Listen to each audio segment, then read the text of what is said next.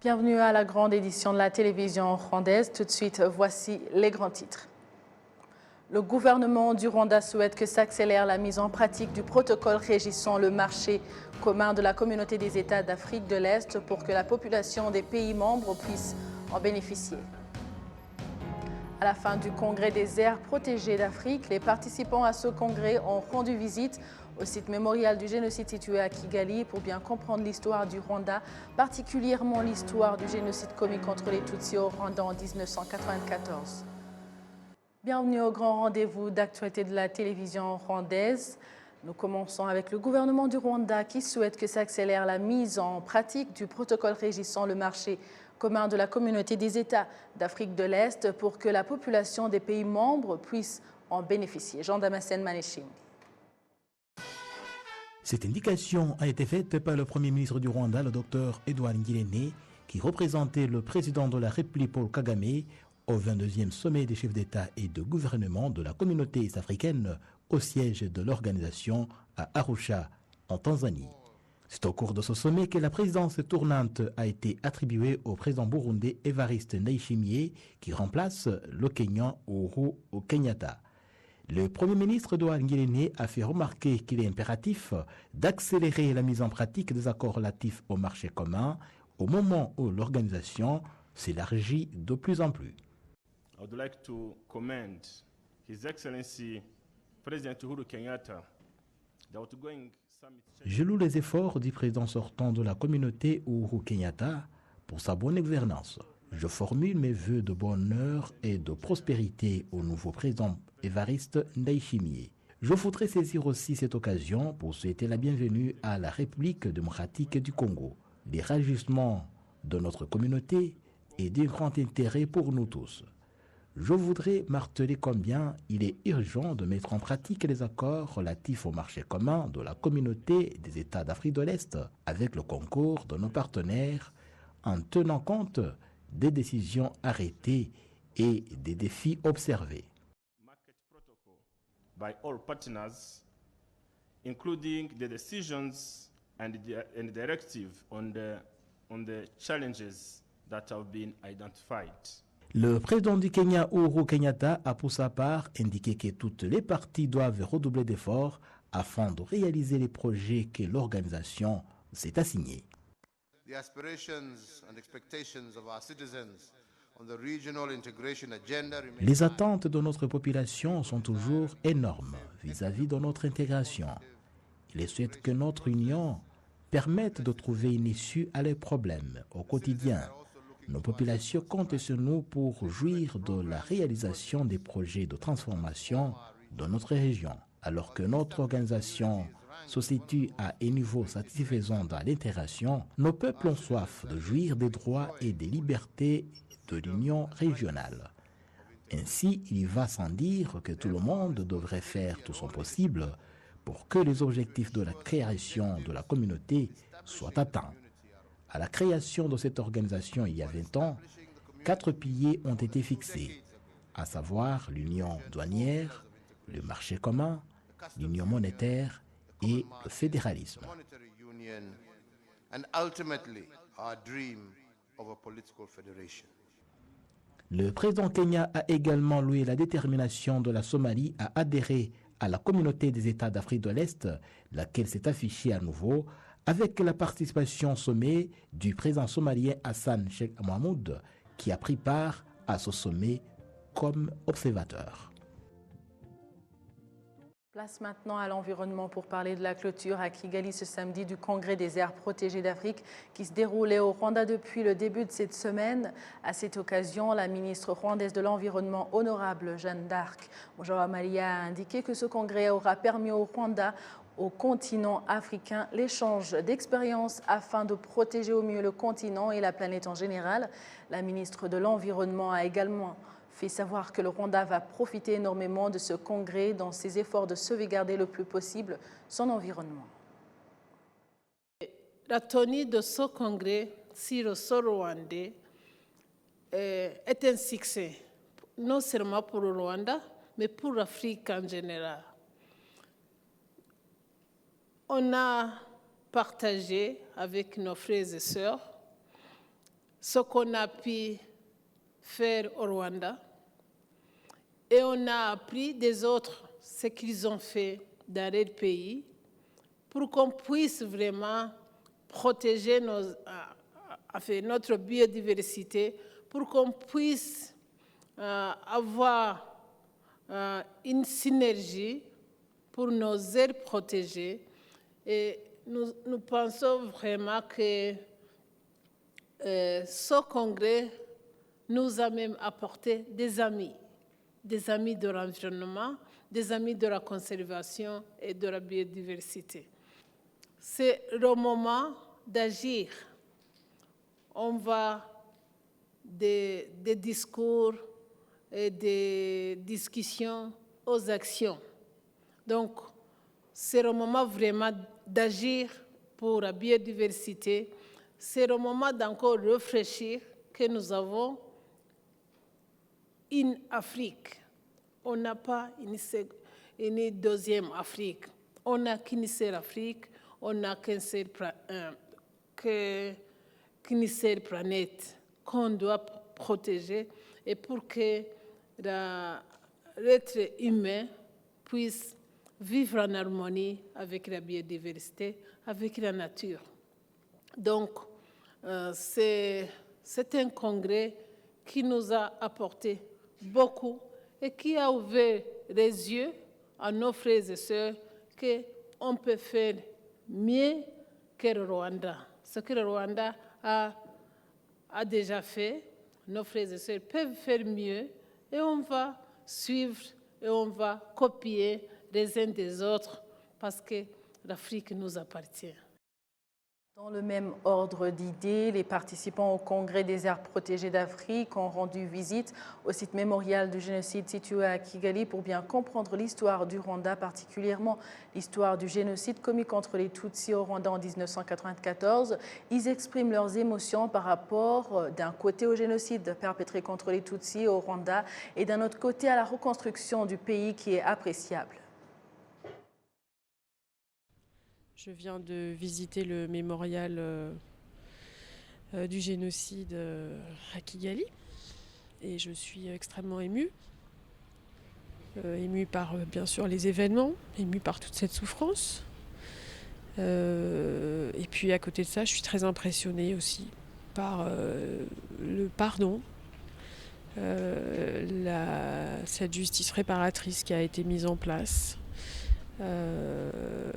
La manière dont les Rwandais arrivent à surmonter ça, à réapprendre à vivre ensemble. Je suis très touchée par tout ça, très émue. Je ne comprends pas comment on peut en arriver à vouloir tuer son voisin, mais il y a visiblement des mécanismes qui peuvent nous amener à vouloir le faire. Mon message pour le monde entier serait peut-être que les gens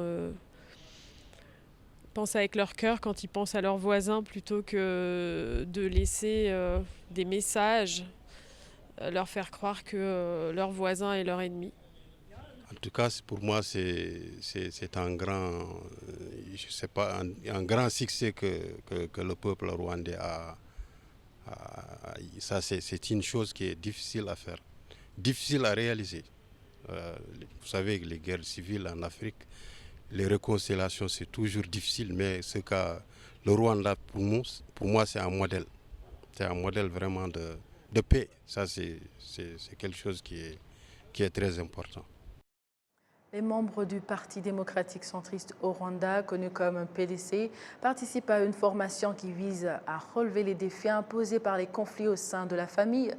C'est une formation qui va apporter un changement positif à la société rwandaise, commençant par la famille restreinte, et tout cela dans la vision 2050, étant une stratégie nationale de développement du Rwanda, comme l'indiquent les membres de la PDC. En tant que femmes qui politiciennes, nous essayons d'approcher les femmes qui nous entourent et nous leur montrons un bon exemple pour lutter pour leurs droits à la maison et essayer d'améliorer le bien-être de leur famille. Nous vivons dans une communauté où l'homme peut tuer sa femme, où la femme peut tuer le mari. Alors, comme membre de la Parti démocrate centriste, il faut éduquer. Il faut aider les programmes de l'État. Il faut éduquer même la famille, de notre famille, de notre membre de la société qui nous entoure. Alors l'éducation, c'est ce qu'on va faire après cette formation. D'abord, l'éducation. Aujourd'hui, on a organisé une réunion des représentants des branches du PDC au niveau de la province, au niveau du district et du secteur jusqu'à la cellule. On a planifié de parler sur la question de conflits en famille, de violences faites aux femmes, aux hommes, mais aussi aux enfants.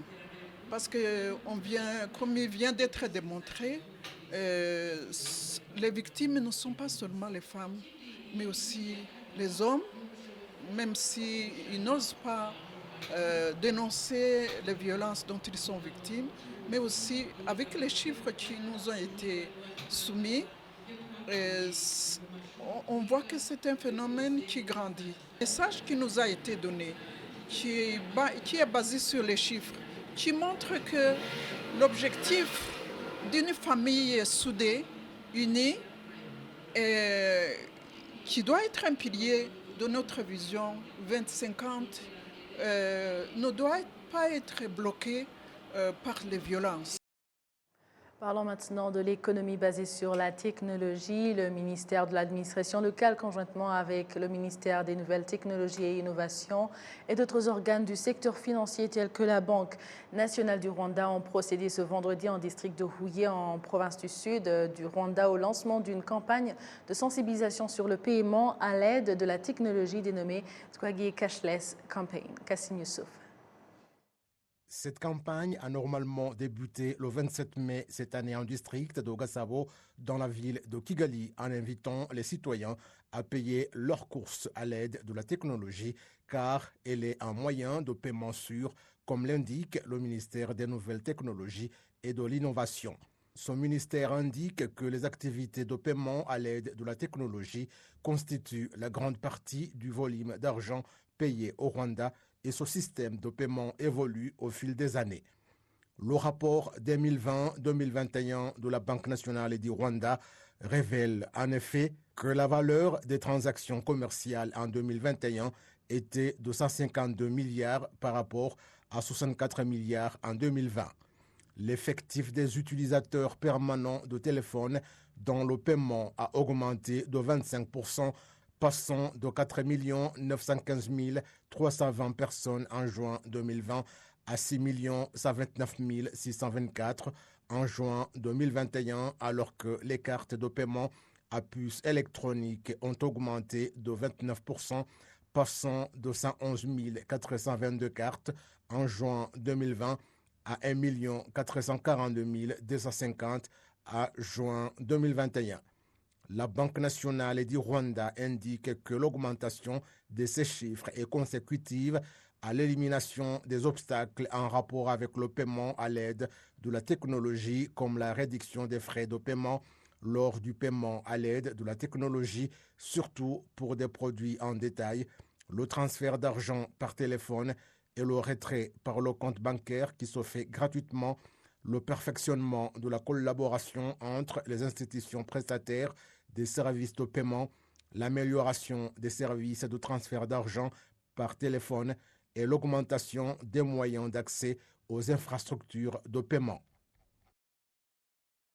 Les jeunes volontaires dans diverses parties du pays continuent à suivre des formations en vue d'élargir leurs connaissances sur l'histoire du Rwanda 28 ans après la libération du Rwanda. C'est le cas de ceux de la province de l'Ouest et de l'Est tout au long de cette semaine qui s'achève. Le point avec Jean Damascène Maneshim.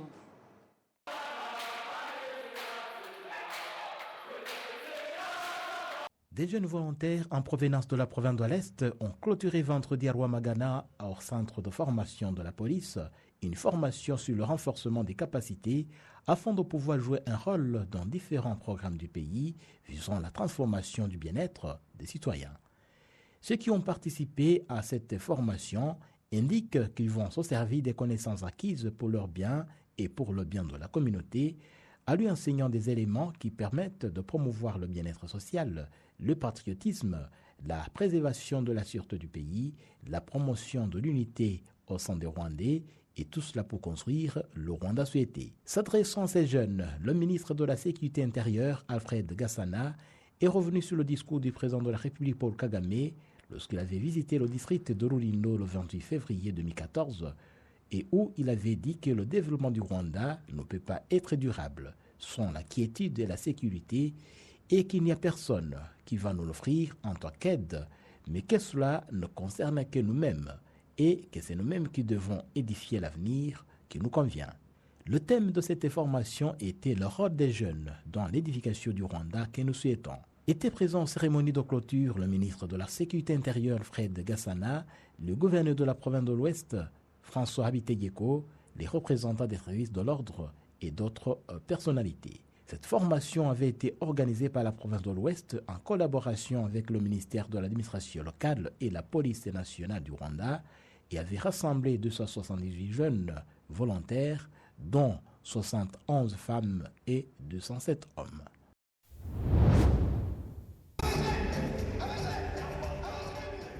Le conseil particulier du président de la République Paul Kagame en matière de sécurité, le général James Kabarebe, le ministre de la Jeunesse Rosemary Mbabazi et la direction du district de Gisagara en province du Sud se sont entretenus avec les jeunes affiliés à la formation politique FPR Inhotanyi.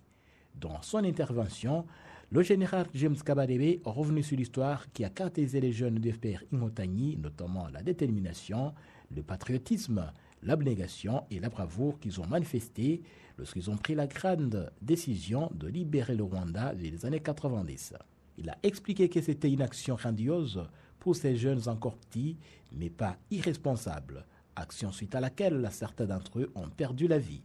Le général James Kabarebe a dit à ces jeunes qu'au cours des 28 dernières années, après la libération du Rwanda, le processus a consisté à reconstruire le Rwanda dans tous les domaines, de manière qu'il est devenu un pays où des étrangers souhaitent vivre. Il a vivement félicité les jeunes du district de Gisagara pour les activités de consolidation du pays qu'ils ont réalisées en se référant aux objectifs de transformation de leur situation propre et celle des habitants nécessiteux qui se sont fixés. Merci à vous tous qui étaient au rendez-vous d'actualité de la télévision rwandaise. Au nom de toute l'équipe qui a réalisé ce bulletin d'information, je vous souhaite de passer une bonne suite du programme de la télévision rwandaise. À la prochaine.